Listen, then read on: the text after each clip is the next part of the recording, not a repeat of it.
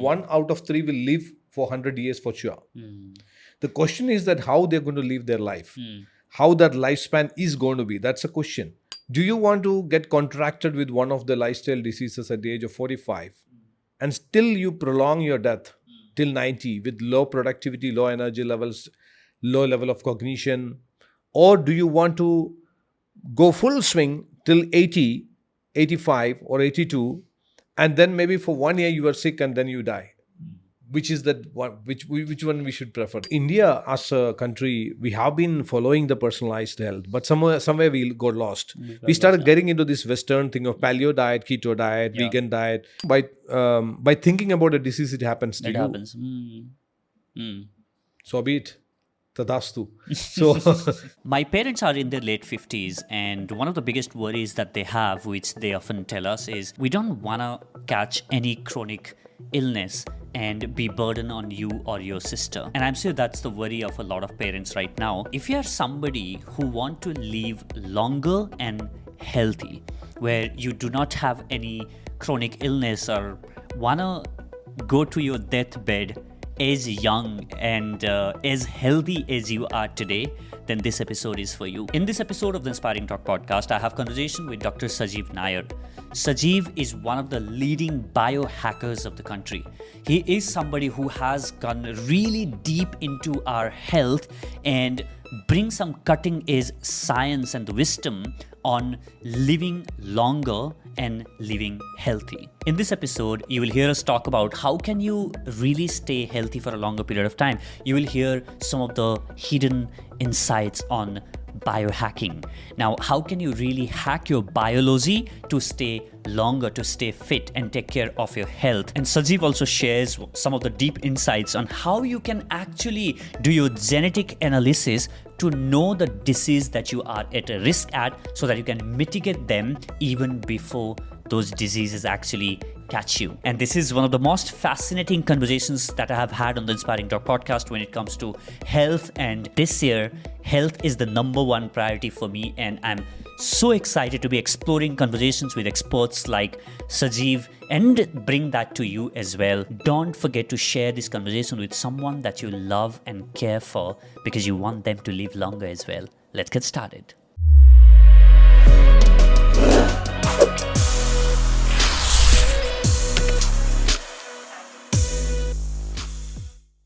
Welcome back to another episode of the Inspiring Talk podcast. I'm super excited to be joined by Sajeev Nair. Sajeev, welcome to the show. Thank you, Bijay. It's a pleasure and an honor to be here.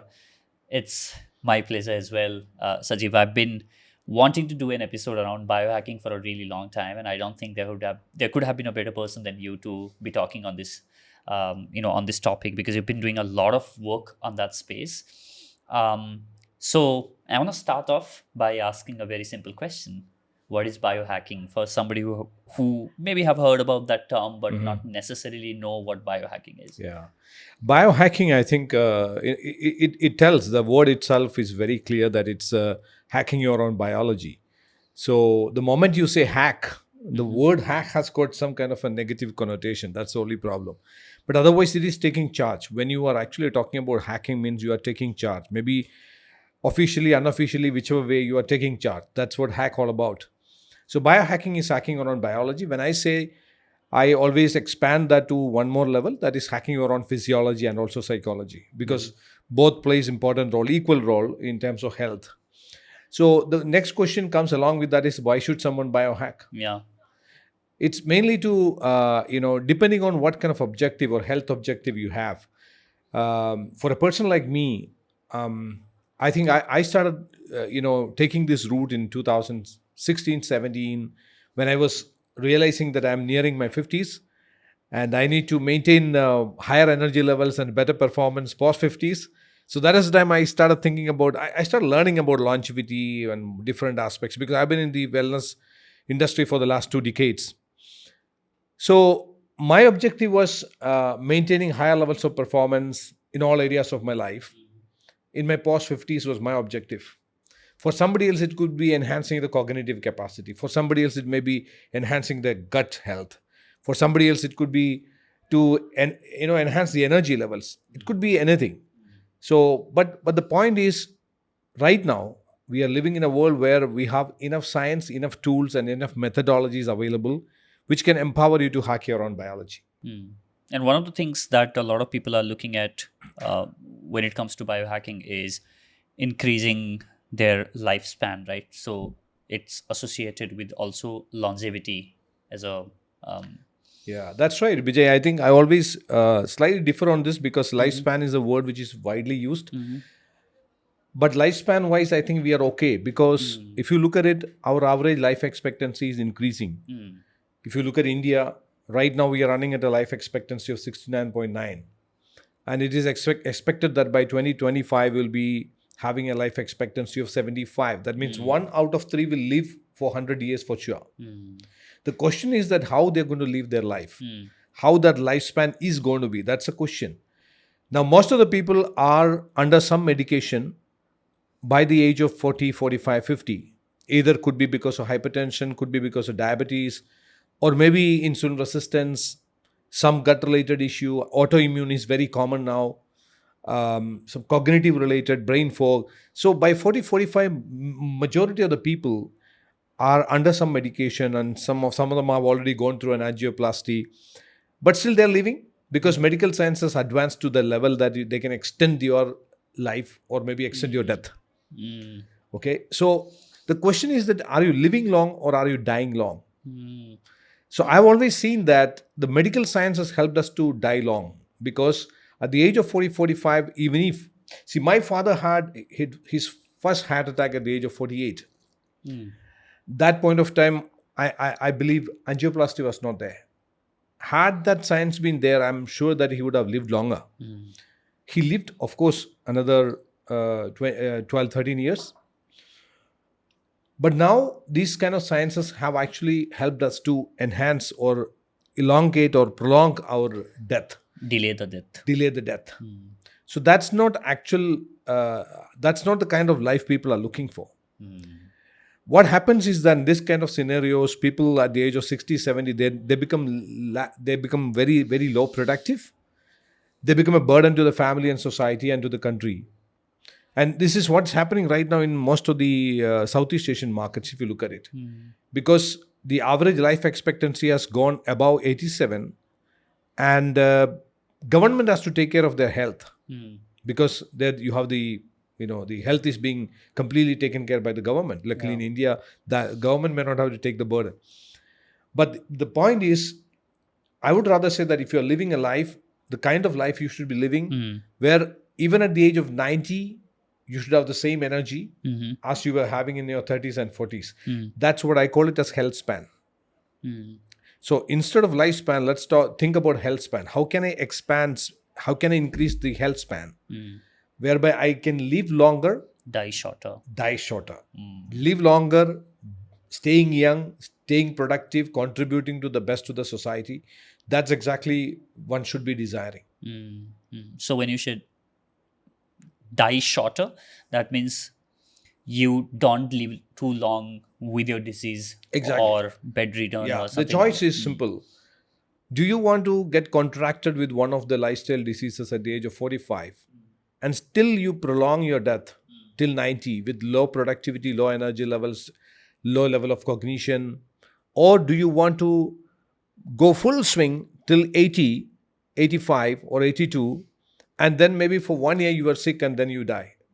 Which is that one? Which one we should prefer? That's what the choice is. Yeah, and like I was telling you earlier, one of the conversations that I keep hearing, my parents, they are now in mid 50s, is that hey, the only thing that we are scared of is being burdened to our kids and being burdened, or maybe not being able to do the things ourselves. No one wants to be. So no one wants to be that, right? And I think that this makes absolute sense, right? Yeah, that's where actually the importance of taking charge of your own biology and psychology comes into picture. And many people have this question that how all of a sudden this came up. Mainly it has come up because right now you can quantify your health. There are enough quantified self tools. You have CGMs, continuous glucose monitors. Yeah. You have got, devices to check your brain frequencies, like the neurofeedback systems. You have systems like, ECG, something which we market is an ECG machine, which is a pocket-sized ECG machine, which is a medical grade. So you don't require to go to a lab or a hospital to check whether your heart is in the right place or not. So you have enough scientifically proven tools available, which is handy, and people have started using such tools during the COVID times, because right now, which home you can find without a BP machine? True. So people are getting this kind of devices and tools, and which is helping people to take charge of their own health. So, Sajeev, you mentioned that when you were turning 50, then you realized that, okay, I want to live healthy, or I want to sort of understand more about how can I be more productive, as I'm growing older. So for somebody who's listening to this, right, and so what I could sense from whatever you have shared so far is to invest some time and resource in understanding where you stand in your health right now. And I think it's more of a preventive approach, where you are sort of looking at what's going on in your body before one day you get that report of like, hey, here you go. You've been struck by, or been now diagnosed with a chronic illness or something that you're going to leave, for the rest of your life. Absolutely. Which a lot of people Absolutely. seem to be like cool with that. Yeah, I totally agree, Bijay, because had it been 15 or 20 years back, we wouldn't have been talking with so much of confidence. Right now, we can talk with confidence because we have enough tools, processes, methods, and science available where you can take charge of your health, and you can prevent this kind of lifestyle disease to happen. Right now, the scientist community have already come to a conclusion that aging is a disease. Okay? So just like you are treating any other disease or dealing with any other disease, you should be dealing with aging. And aging means people think that it's something which happens after you're 50. No, nowadays people are getting aged at the age of 30. You are showing symptoms of diabetes. All those symptoms, like diabetes or maybe hypertension, most of the symptoms which are connected with aging in the good old days, right now it is shown in their 30s. So that means aging is not connected with age, actually the number. Aging is connected with your kind of the biology, the way your biology changes. So you must have heard this phrase that, there is a chronological age and also a biological age. So most of the people never think about the biological age. You can be in your 60, but still you can have a biological age of 40 or 35. That's what's happening with many of the people, and they are performing at the best in their 60s. How do you determine the biological age? There are so many ways. Scientific language, if you talk about it, there is something called telomeres. That's one way I'm talking about. Telomeres is something like, you have these chromosomes. Your journey started as one cell. So 23 chromosomes from your mother, 23 chromosomes from your dad, join hands, and then it became the first cell, which is called the zygote. And then that one cell got duplicated. You can say that multiplied or duplicated or photocopied. And all the 60, 70 trillion cells, what is there in your body right now is all one copy of that one cell. And these chromosomes, if you look at those chromosomes, if you visualize the picture of the chromosome, you can see that at the end, you have a cap.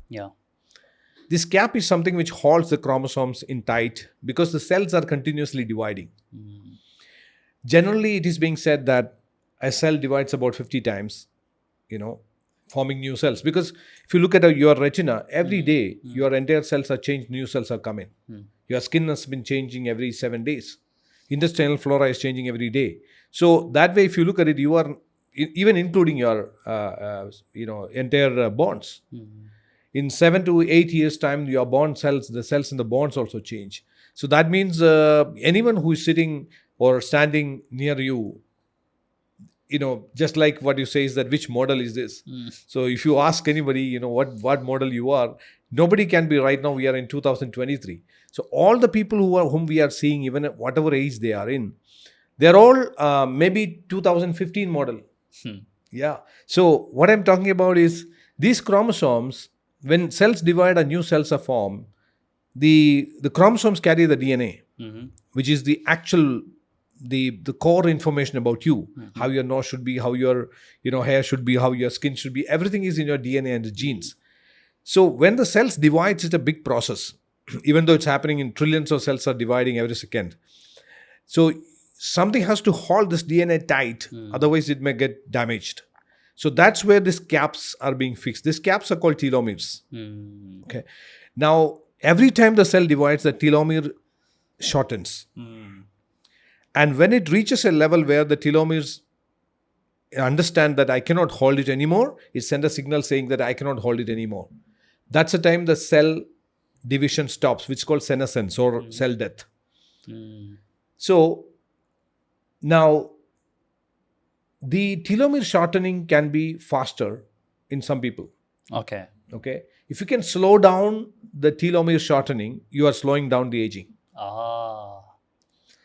You cannot say that, I want to prolong my telomeres, which still is a research subject, because if you are prolonging or elongating the telomeres, there can be some negative consequences. But if you can slow down the shortening of the telomeres, in fact, I, along with one of our research scientists, Dr. Bijay, we have a patent pending on this. Oh, wow. We developed a formulation from the Ayurvedic herbs, the phytochemicals, which on a lab level, we found that this actually reduces or slows down the shortening of the telomere.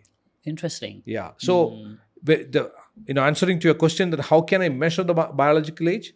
One way is measuring your telomeres. And you can measure the pace with which telomere shortening is happening? Generally, you can say that at an age of 50, what could be the normal standard telomere length? And based on your length of the telomeres, we will be able to say that, your age is, you're chronologically 30 years, but you're biologically 50 years, or it can be the other way around. So this is one method. There are so many other techniques which are being used now. So the whole science of biohacking and, which I could now understand is you will be able to tell where you stand in terms of your health. Not, you can't tell by looking at the person from outside. Like either you get that blood work done or maybe genetic testing and stuff like that. So how accessible that as a technology is for people out there? Is it still to some of the geeks out there, or people who geek out on health, or people like you who said that, hey, I need to take charge of my health and let me find those answers for myself? Is it restricted to those people, or is it is widely available for anybody who wants to sort of? Very, very good question. I think it is accessible. It is, Human Genome Project for that matter, because if you look at my health or your health, it's a combination of your genetic information and the metabolic information. We generally call it as two profiles. One is genetic profile, second is the metabolic profile. Genetic is something which you have been carried on from your generations. Metabolic is something which is your present health based on the environment and all those stuff. So it was in 2003 the Human Genome Project came out, and I was lucky enough to undergo a genetic test in 2005 in the US. Oh, wow. So that was the time I realized that how important it is to know about what is the information which is stored in your genes to decide on what to eat, what not to eat, what kind of exercise fit you, what kind of supplements you should be taking. Now, you have been seeing the wellness industry growing from 2000, big time. People go to the gym, they buy nutrition supplement. Nutrition supplement market in India is $5.8 billion right now. So it's like it's exploding. Yeah. But are people getting results? Yeah, quite a good number of people are getting results. Some people are getting negative results too, because they think that they can take any type of supplement. They think that they can do any type of fitness programs. You must have seen. We all have seen now, right in front of our eyes, celebrities in their 40s dying on the gym floor. Yeah. So why it's happening? Because we have never checked our genetics. Whether the kind of food I am eating or the kind of exercise I am doing right now is suitable for my DNA. I'll just give you an example. We have since 2018 we have been doing a program called EPLIMO, Epigenetic Lifestyle Modification, which is based on a genetic test. In a genetic test, we test about 270 health conditions. out of which about 100 plus are different diseases for which you carry a higher risk. Your genes carry a higher risk. And then how your genes or how your cells respond to various nutrients, medicines, all those kinds of things are there. And also we make our clients download our app, and also they do a questionnaire. We execute a questionnaire through which they undergo a metabolic assessment. And we use artificial intelligence to correlate this and come out with a highly personalized lifestyle modification recommendation. And we provide counseling, lifestyle coaching, and all those things. And that's where the whole nutrition, what kind of exercise, what food do you eat? Exactly, which tells exactly what to eat, what to eat, what not to eat, what kind of exercise fit you. I'll just give you one example. Many people, because right now weight loss is a big thing right now. So many people go to the dietitian, and most of the time they are being prescribed with a keto diet. Some people get results, some people get their kidney damaged. Why is it happening? Why some people are getting results on the weight loss program, some people are not getting, even after doing all the kinds of different things. They get into high protein diet, high fat diet, go to the gym. After that, they again regain. See, when we do our program, the EPLIMO, that is genetic testing, we have always seen that there are few genes which are responsible for your fat metabolism. Okay. So whatever functions which are happening in your body, there are certain genes which are responsible, specific genes responsible for it. Now, the genes which are responsible for fat metabolism, if they are impaired by any chance genetically, and if I put you onto a high fat diet, it is very, very damaging for you. So it is very, very important right now that you should know your genetic profile, you should know your metabolic profile before getting into any specific wellness programs. I generally tell people that as long as you're doing things the way you want to do it, it's okay. The moment you want to get into some specific programs, like I want to build my body, I want to get into some diet program, I want to start my intermittent fasting, then better you check both this. Because when you are getting into specific things, because all the lifestyle diseases, you carry different high risk. I carry about high risk for about 2 different types of heart diseases. So that doesn't mean they're going to get it. Yeah. But there may be some triggers which can actually make them express. Now, from this report, I know exactly what are my triggers. Now, once I understand the triggers, the best thing I can do to my life is to make sure that those triggers never happen in my life. It could be caffeine, could be alcohol, could be even some vitamins, excessive consumption of vitamins. It could be low concentration of certain vitamins. So once you understand the trigger, your life is so good.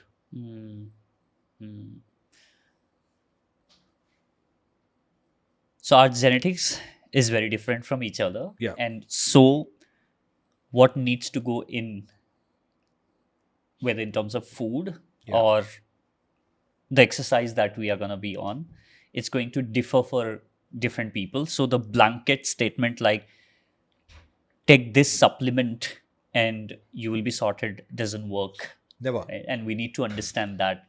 Yeah. In fact, our ancient wisdom of Ayurveda has always made this mention that the good food for one person could be poison for another person. And Ayurveda from good old days has been prescribing personalized diet based on the Vata, Pitta, Kapha. They call it as the Prakriti.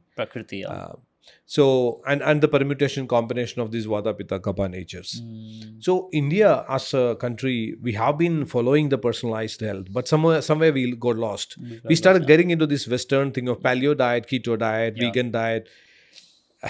But actually, we have got better things in this country, which right now Westerners trying to learn. That's what in a casual talk I was mentioning about fermented food. Right now, the Westerners are doing a lot of research on the fermented food. In India, we have been having today morning also I had fermented Idli, food. dosa. So I think we have to learn a lot from our own ancient wisdom, because when the moment we talk about biohack or biohacking, the kind of pictures come into the mind is all devices. Or even to the extent, some people have asked me this question that, is it inserting those chips inside the skin and all those? I said, they are grinders. They are not biohackers. So, when you talk about hacking around biology, I always believe that the best hacks we have in India, even as a science they are propagating in the West. You can hear this word called grounding, where people walking on the soil or walking on a lawn barefooted. And in India, we have been doing it for years together. And we have got enough evidences that people who never or people who have spent maximum time walking on barefoot, they have lived more than 90 years. There are enough evidence here. So a lot of the things now. What's the science there though? It's basically earthing. You go to your any electric connection needs to be earthed.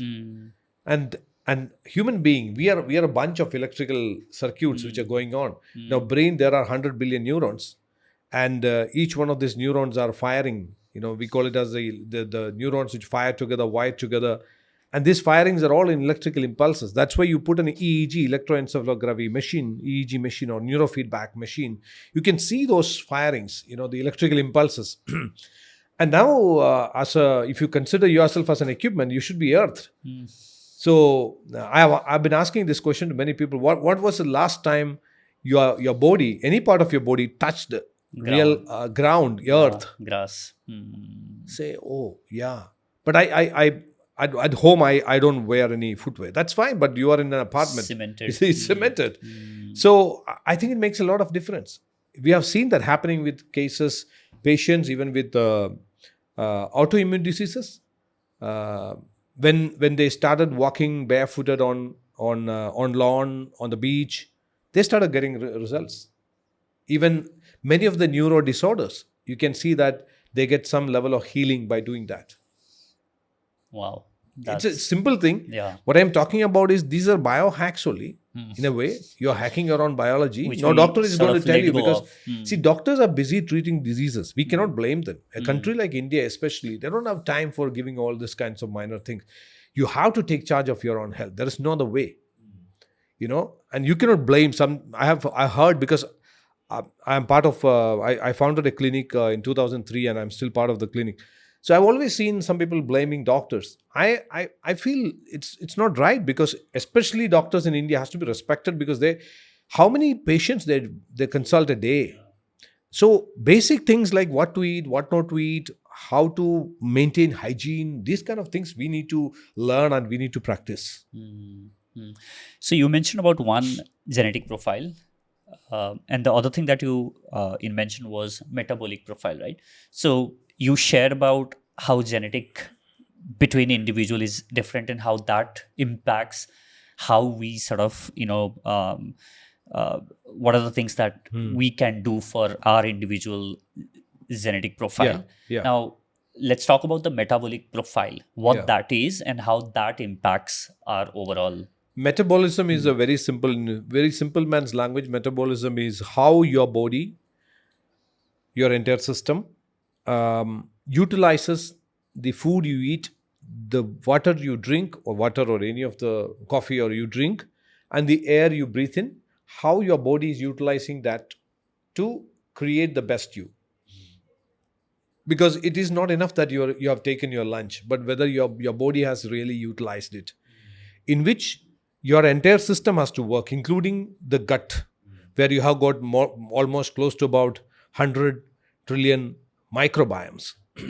That's what some of my friends who are working in the field of gut, they always say that we are more of the bacteria than us. Because when you have 60 to 70 trillion cells, you have got more than 100 trillion microbiomes inside your gut. So the entire system, how it is utilizing this food and the water or the drinks what you're taking to create energy and also reconstructing or constructing our cells, is what is called metabolism. Now, when we conduct these metabolic assessments, there are two ways mainly. There are many ways you can do it, but one is the normal, you go to a lab and you do your blood routine and urine test and all those things, where also you get an idea about how you're functioning right now, how your present metabolism is functioning right now. When it comes to artificial intelligence, like what we do, we are actually executing a questionnaire, very highly curated questionnaire, which has got about 100 questions, which suppose if, Bijay, you go to a doctor and and the doctor asks you certain questions like how's your sleep, how many hours you generally sleep, and do you smoke, kind of. So from that, he can infer that what is the kind of metabolism going on in your body. So in our case, what we are doing is that we are having a curated question through which we try to understand what exactly their entire physiologies or biology is functioning right now. So the advantage of correlating this with genetic data is, because if you depend only on genetic data, the problem is you may have a higher risk for a particular disease, but it is not necessary that that will manifest or that will express, because that we call it as the genes are loaded guns. Environment is the trigger. So we need to know where you're living, how you're living, what you're drinking, how many cups of coffee you're drinking. So these factors, only when you correlate, you get the actual conclusive decision that, yeah, Bijay, you have a very, very high risk for this probability, and you'll have to cut. This triggers. You're taking now 5 cups of coffee. Maybe you'll have to reduce that to 2 cups. Based on scientific data, and the client also is convinced, you are also convinced, so you will make the change in your life. And that's why you said that in our program, we attach you with a lifestyle coach and for 12 weeks. And we make sure that you make those, because it's very difficult to make behavioral changes. So we help people to do that too.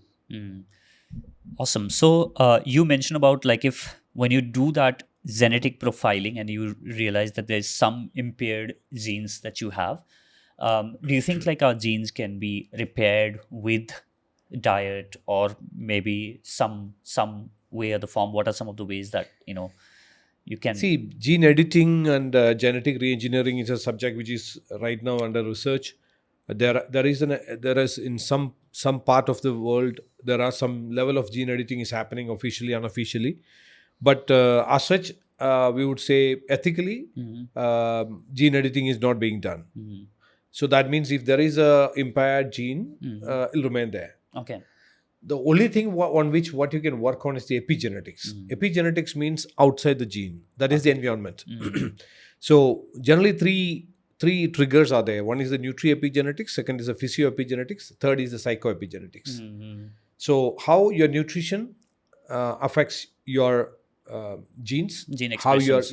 How your physiology or exercise or lack of exercise affect it. Sometimes it can be the exercise. Doing the exercise also can trigger. Okay. That's a problem. I'll just give you an example. There are people who are having something called QT. We all have the QT gap. That's a genetic factor. Like when you check a ECG, you can see the you in a common language we say the dum lump, the heartbeat dub lub dub lub. So you can consider something like the starting point of the dub and the ending point of the lub. That's a QT interval. So we two, or suppose there are 10 people, we all may have different QT intervals. Now, people who have got a prolonged QT genetically, if they get into HAIT, chance of getting your heart damage is very, very high. Okay. Yeah. So that's what I said. Sometimes exercise can also kill you. So that is physio and psychoepigenetics. Psychoepigenetics is a very, very critical subject, because how your stress, how the kind of thought process is influencing your gene. So the psycho thing is cortisol and stress at the top of it, like or what are the even your thoughts? Things? See, some people say no, by thinking about a disease, it happens to you. It happens. So be it. Tadastu. So it happens mainly. Okay. See, people who are worried about certain diseases, they almost get it. Because any of the thoughts, right now, science has proven that because thoughts can be measured right now. It is the highest frequency. Like you have solid, liquid, gaseous, sound, light, and then above that comes thoughts. Now, as per the Einstein's principle, we all know that higher, faster frequency waves can subside or control lower, slower frequency waves. You put salt into water, it dissolves salt. That means the water can completely, dissolve solid stuff.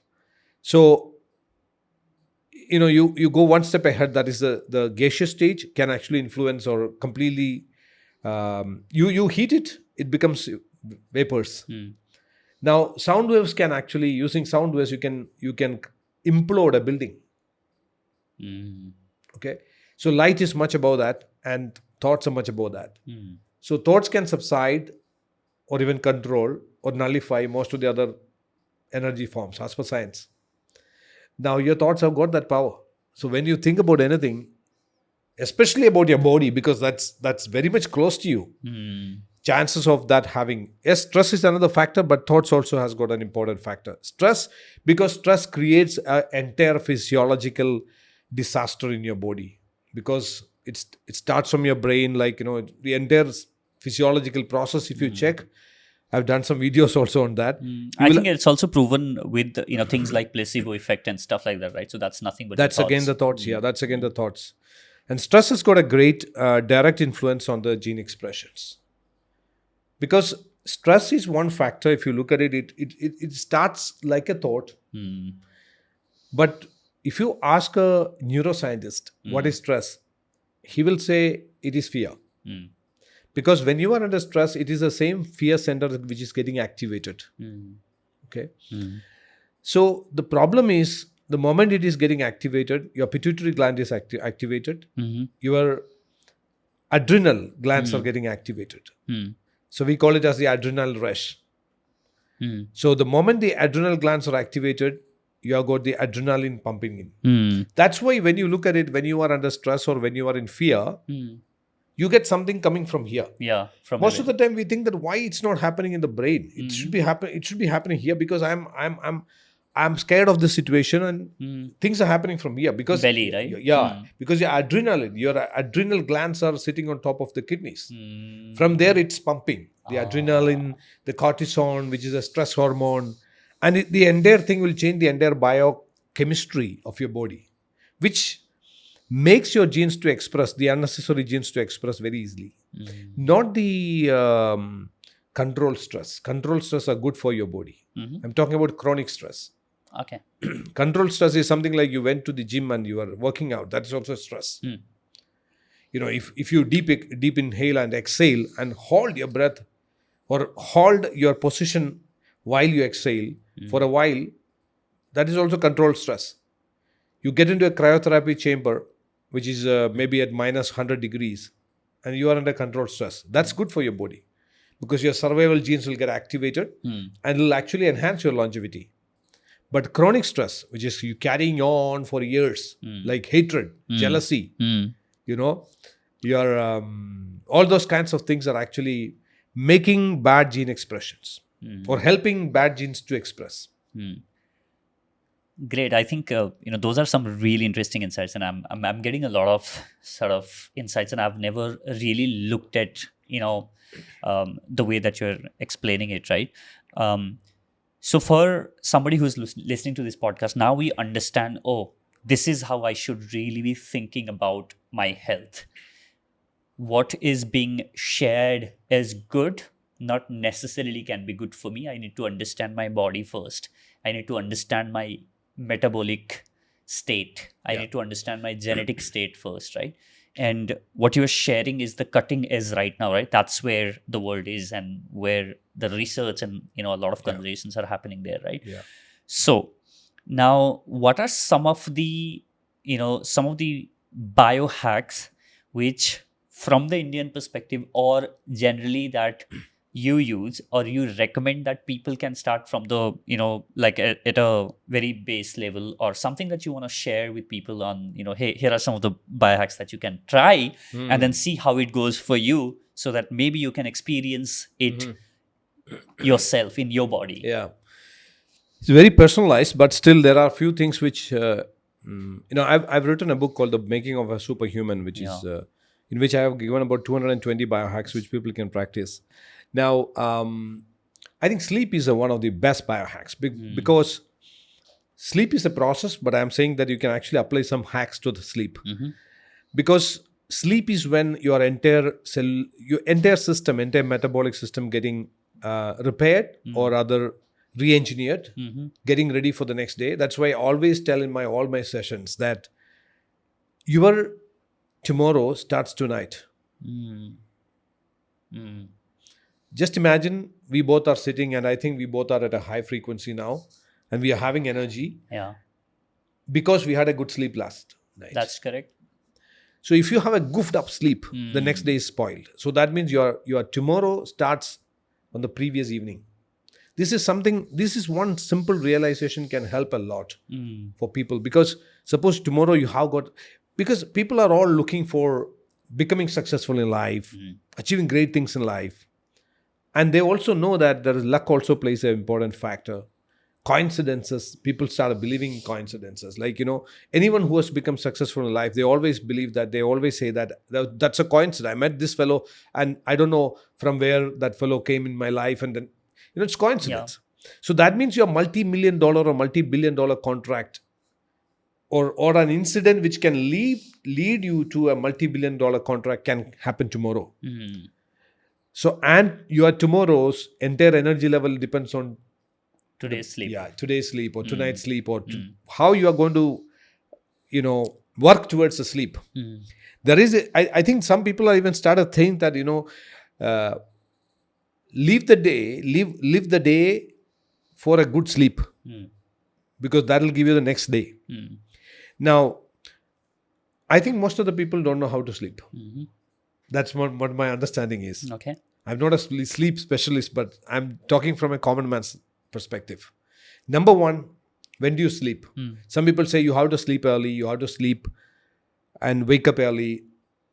I don't believe in all those things. It all depends on person to person. There are people who are very creative in the midnight. They can actually get out, come out with great ideas in while late in the night, and they may be sleeping till about 7 o'clock. But of course, there are scientific evidences, which scientifically proven facts, which says that it's always good to wake up early, because you have some cosmic energy also. Follow the circadian all rhythm. those, yeah. So, see, circadian rhythm also is one factor, but you should not be that much worried. A lot of people are worried about this. I've seen, especially children, they're very much worried. They say, sir, the problem is I sleep at 1 o'clock. My parents have been always telling me, I feel very guilty. This is a problem.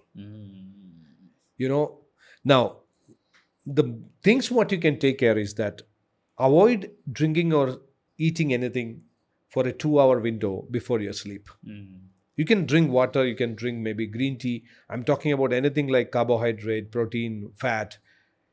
Avoid all that, caffeine. 2 hours gap at least you maintain before the sleep to get a good sleep. That's a very important thing. And try to maintain a regimen, like in the sense, if I am a person who always get best sleep when I sleep at 11, it's better to maintain that regimen, or 12. Same for me, 11. Yeah, 11, I feel 12. a little groggy when I go past 11. Yeah. So whatever suits you. And when you are sleeping, actually the entire system is working. Actually, our entire internal system work at the best when we sleep. Because it starts off the conscious brain and then starts a work. And we in the entire day, we have got a lot of toxins in our body. We need a detox. Yeah. So every sleep is a detox. And the greatest detox happens with your brain. We have a system, we have a circulatory system where the blood circulates, and which has got a pump called heart. We have another system called lymphatic system, where all these unnecessary things flow, but it doesn't have a pump, unfortunately. So if you don't move your body, what happens is this lymphatic system will not work properly. So you have to keep on moving your body in the daytime so that your lymphatic system continuously work. It's very, very important. Now, the same way in the brain, you have something called a glymphatic system. So when you sleep, when you get into a deeper level of sleep, maybe 1 hour after you get into bed, your brain squeezes almost to 20% of its size. And you can see that the fluids come out from the brain, and then just like a sponge, it comes back and taking the new fluid in. Is a very, very important. This is what makes you fresh on the next day morning. If you don't get that process during the sleep, your next day morning, you will be zombie. You take a lot of coffee and all those stuff. Nothing is going to work out. Now, this is very important. And when your lymphatic drain is happening, it's also important that it should drain out. So it is always advisable to have your head slightly, in a raised, like using a pillow. Some people even advise that, your entire body should be slightly on a kind of, elevated level. So this is another thing what people can apply, where when you are actually, you should understand that I should get that moment where I get proper lymphatic drain my brain.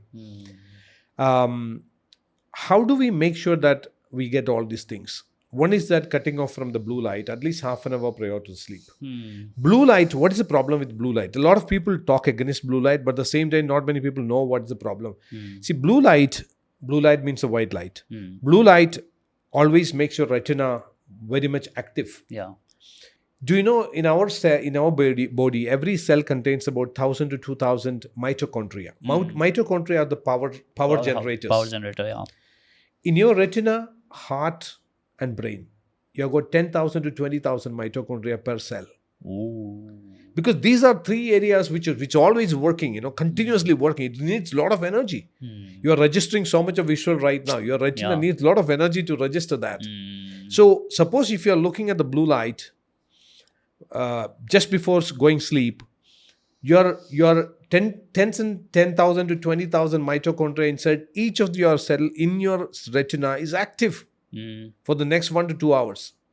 So how can I expect you to get a and good also sleep? telling your body and signaling your body that, hey, it's still work time. Still work time. So cut it off. Cut off from all the kinds of screens at least half an hour to 1 hour prior to your sleep. So these are some of the basic biohacks. Green tea or chamomile tea gives you good sleep. So you have to make sure somehow or other you get good sleep. Sleep is one of the best hacks to succeed in life. How about like complete pitch dark?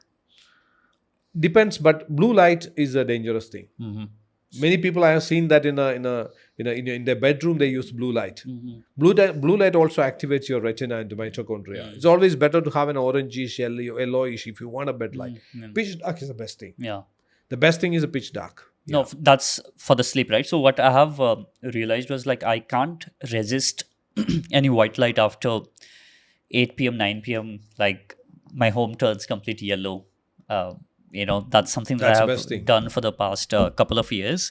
And somebody turns that white light, it almost is like irritates me because I'm so used to having a mild, and that's one. And the other thing that I've found sort of that helps me get into that zone where I'm telling my body that it's time to slow down is also some fragrances. Like I'll have some, fragrance diffuser that will just start. Works, yeah. Yeah, right.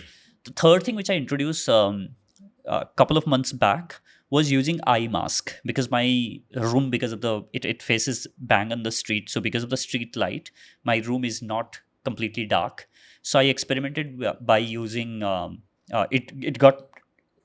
it took me a time to get used to having that eye mask on, but I realized I was having much better sleep, and I could feel that I'm having much better sleep with eye mask on and complete, dark. So I think, those are the things that has really helped. And I think food, like you said, the days when I'm late from work and I go home and have dinner and then now it's time to go to bed, then, of course the sleep is messed. Yeah. But tell me something, there is a lot of also conversation, and I think there has been some concept in Ayurveda as well, that, hey, you know what, you can also get same efficiency by sleeping for less number of hours as well. Do you think like those kind of things does work? I think, there's some concepts on yoga as well. There has been a lot of discussions on this subject, and there has been many views also. I have never seen any scientifically derived papers on this, which says that by doing certain things you need lesser sleep. But I have always Kundalini yoga, I suppose. What I'm saying is, some people practice and they are getting those results. Even spiritual leaders, they always say that they only sleep for 2 hours, 3 hours. Yeah.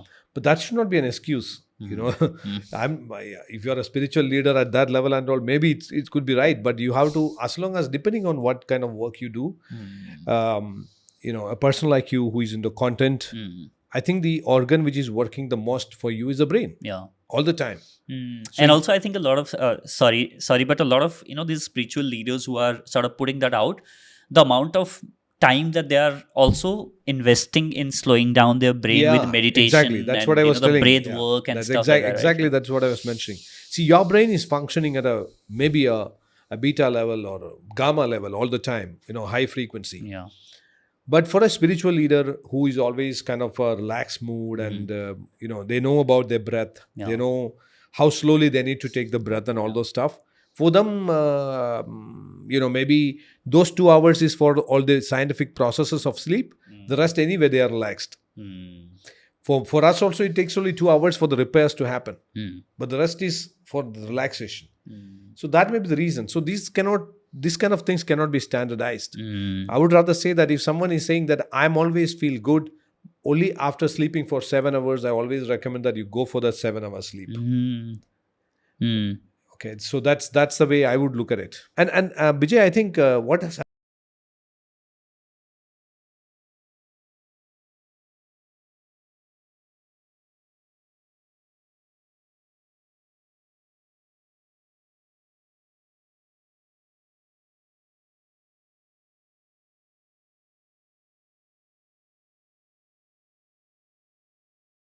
Guilty for sleeping 7 to 8 Yeah. because there are people saying that, hey, you know what, I just sleep for 4 and I'm still the same, right? I'm Yeah. like, okay, I could have saved that 4 hours to maybe do some work. You right? have to understand So that you have to understand that sleep is one activity your body is actually commanding.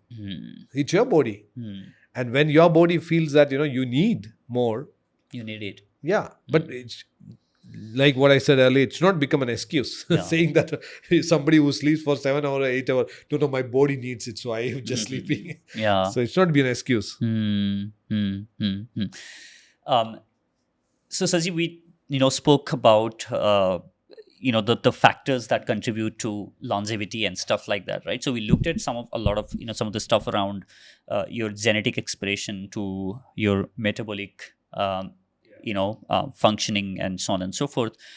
There are in the several part of the world there are these blue zones where people consistently, it's not that one off for one generation, but generations after generations, people are consistently able to live more than 100 years.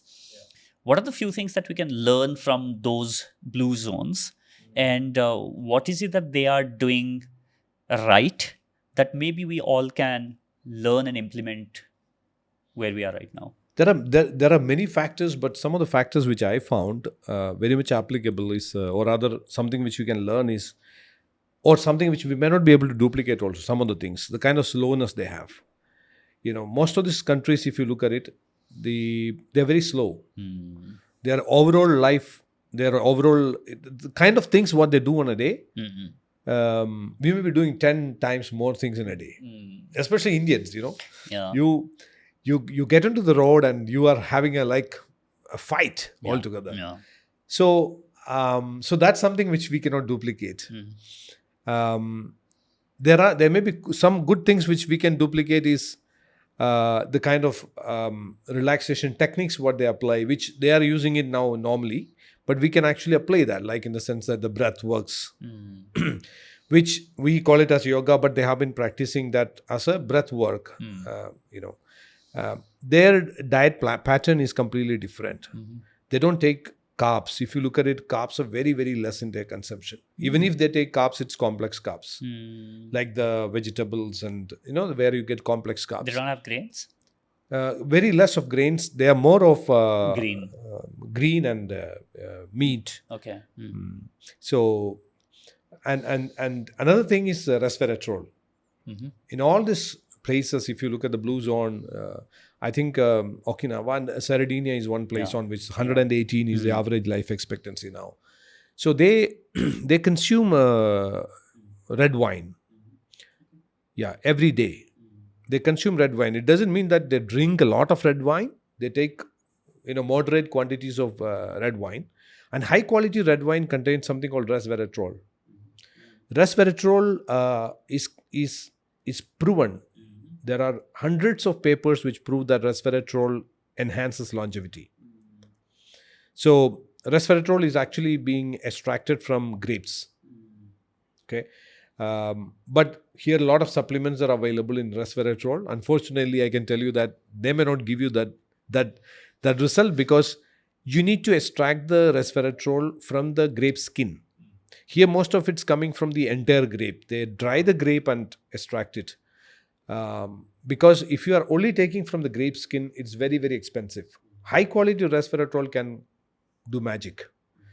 Because there are certain combinations like resveratrol with NAD, that is nicotinamide adenine dinucleotide, which is basically a molecule which is there inside our body, which now is available in supplement format. These combinations have proven, and there are enough papers which has been published, where a person who is at the age of 70, 80 start performing as if he is in his 50s or below. So resveratrol is something which is very, very common among all this zone, which you can say. So otherwise, I think the food pattern is completely different from ours. So if you ask me how we can duplicate that, it will be very difficult. And I think those 3 factors that you mentioned, right? Another important factor is community living. Yeah. All these places you can actually check, you can find out that all these places which has come in the blue zone, they all believe in community living. The people, they come together in the evening, they have a great time, they have the wine together, they have a lot of activities, dancing and all those things. So they have a good time together. So that definitely has got a great impact. So I think that's something which we can actually duplicate in any part of the world, where as you are actually aging, the chances of you getting secluded is very high, especially in a country like India, where most of the parents are actually now having the problem there, where the children are actually abroad, and or in the cities, or in the cities, and the parents are alone, and that itself can create a lot of problems. You feel like you are getting aged. Now imagine a situation where there is a community living process is there.